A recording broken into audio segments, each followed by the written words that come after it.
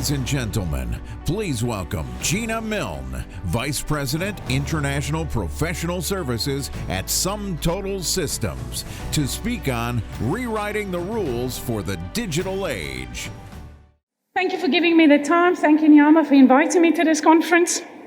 So all I'm doing this morning is sharing a viewpoint that I've got, or what I've learned during my 30 years of leadership experience, and also working with the 3 global IT companies, from what I've seen and some of the changes that I've seen taking place.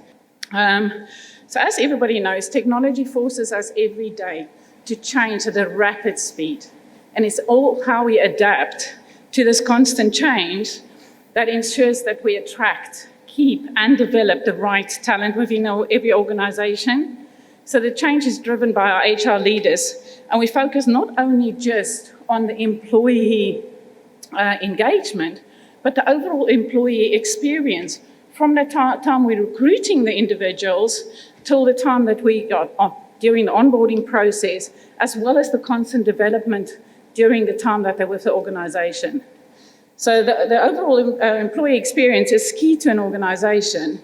And on the next slide, you'll see I've highlighted 4 key areas where I think it impacts our HR team. From an expectation point of view, thank you.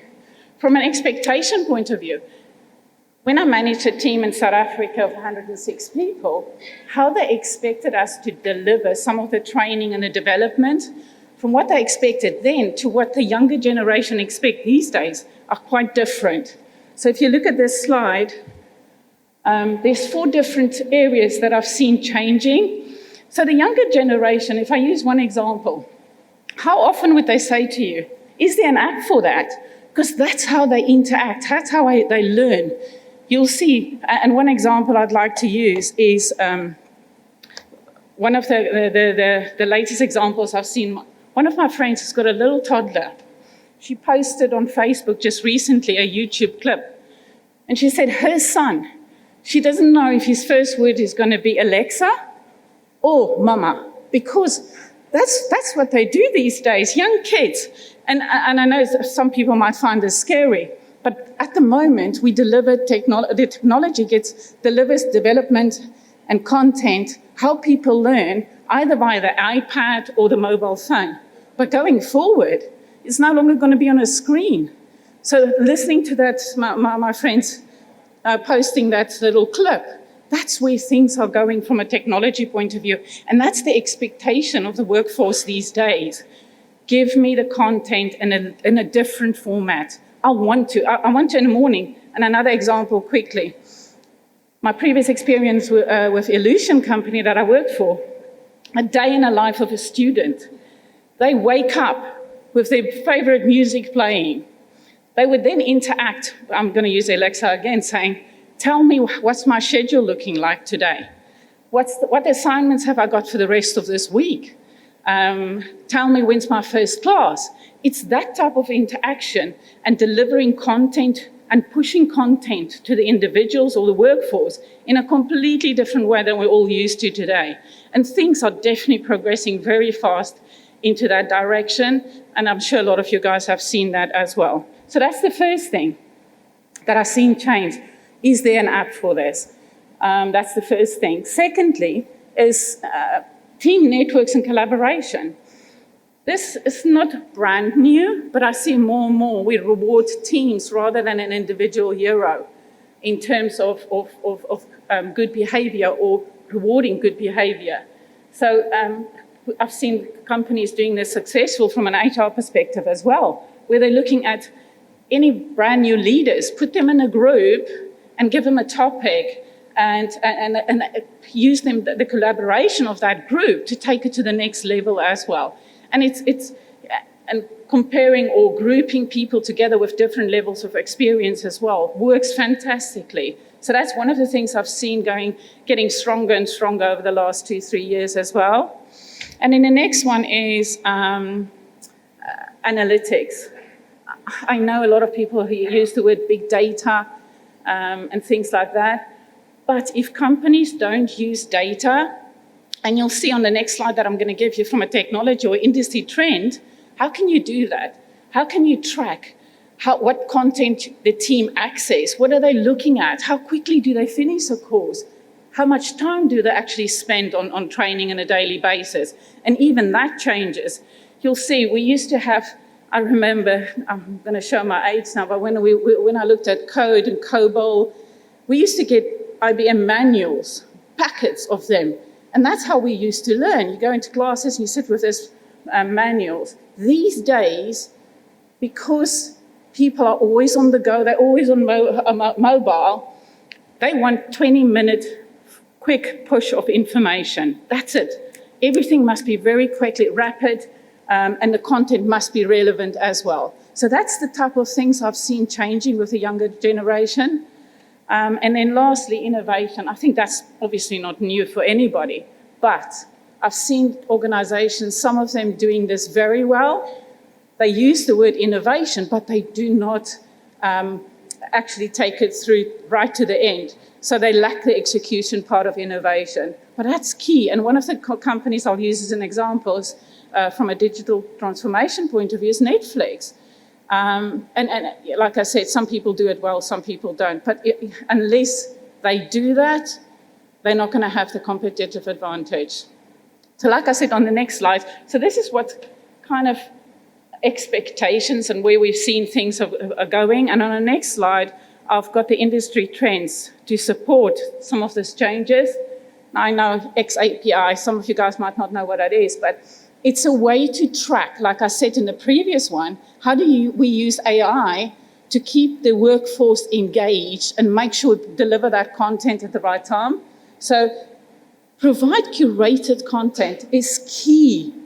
A lot of the times, if people go and search for information, so if we've got a lot of training manuals on online training and things like that available for the team, they constantly have to go and search for specific bundles to see what's good for them or what they find interesting.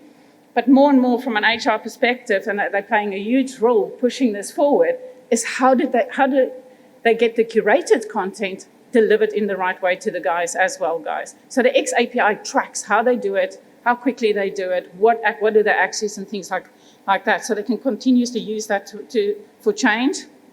The next one is gamification. So more and more, that's a huge industry, as everybody knows, and it's made its way to the enterprise software as well.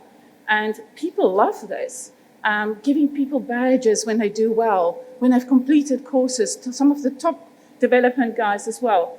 And a lot of companies obviously link it to gift cards and things like that. This is huge, I've seen lately.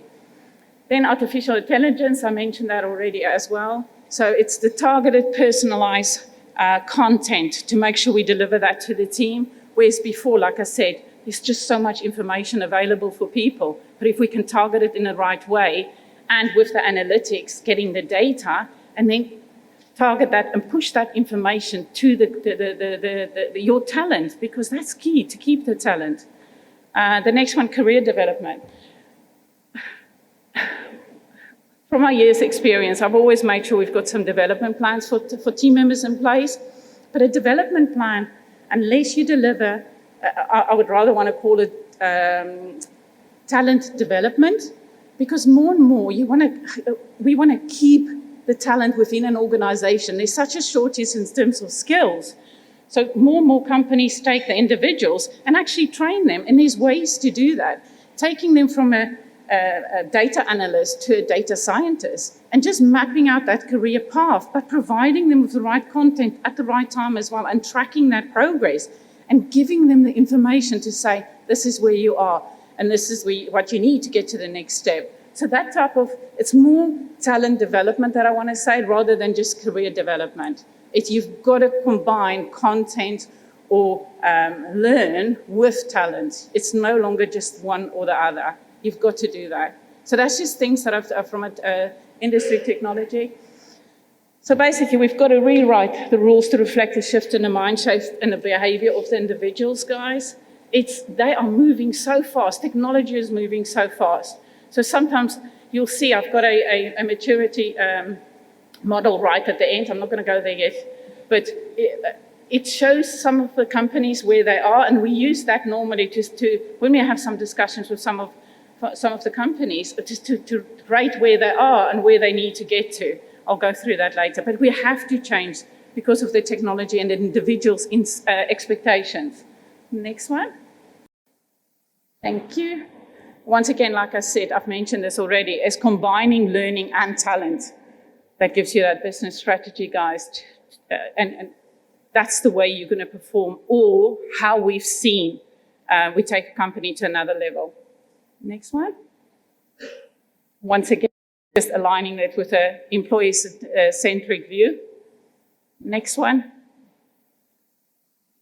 Can go through them all. Yeah. So this is the stages of 5 stages of maturity that I've mentioned before, guys.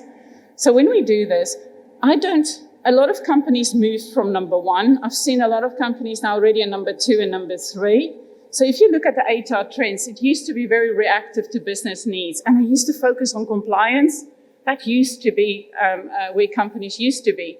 But when a more targeted focus is the HR pursuing new proactive business alignment.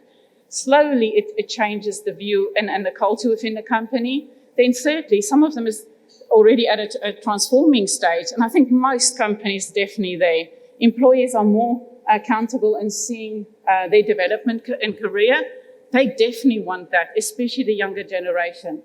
And then the 4th one is compelling and integrated learning and how they interact with what type of tools.